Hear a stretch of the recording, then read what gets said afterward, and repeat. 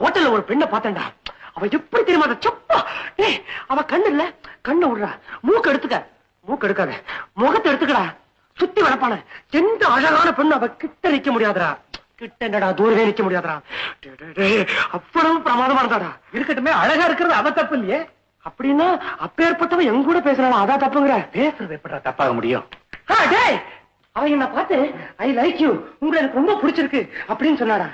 அப்புறம் ஏடா இதுல இருந்து அவளுக்கு என் மேல நல்ல பிரியம் இருக்குன்னு தெரியுதுல்ல? நிச்சயமா நிச்சயமானடா, நிச்சயமா. அவ பிறந்த நாளைக்கு எனக்கு மாத்திரம் தான் அழைப்பு அனுப்பிச்சிருக்கா. பாக்கி எந்த பையனுக்கு அனுப்பல தெரியுமா? ஏ ராகவன், அவ என்ன பார்த்து உங்களுக்கு கல்யாணம் ஆயிடுச்சா அப்படின்னு கேட்டாரா? கேட்டாளா?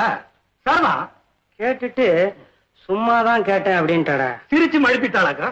டேய் காலேஜ்னு ஒண்ணு இல்லன்னா பொழுது போற தெரியாம எவ்வளவு மணி நேரம் வேணா உங்க கூட பேசிட்டு இருப்பேன் அப்படின்னு சொன்னாடா. சுந்தரம், சந்தேகமே இல்ல.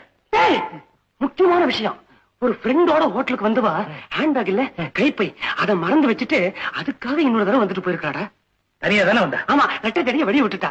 டேய் ராகவா, அதுக்கு என்னடா அர்த்தம்? அவ உன்னை தனியா சந்திக்கணுங்கிறதுக்காக வந்திருக்கா. ஏன் சந்திக்கணும்? உங்ககிட்ட பேசுறதுக்கு. ஏன் பேசணும்? அவளுக்கு உன்ன ரொம்ப பிடிச்சு போச்சு. ஏன் பிடிச்சு போச்சு? யார் அவன்? அவ உன்னை காதலிக்கிறான். டேய் இன்னொரு தடவை சொல்லு. அவ உன்னை காதலிக்கிறாடா. எழுதி கொடுறா. எனக்கு அப்படித்தாண்டா தோணுது. நிச்சயமா? நிச்சயமா, சந்தேகமே இல்லை. ஹோட்டல்ல ஒரு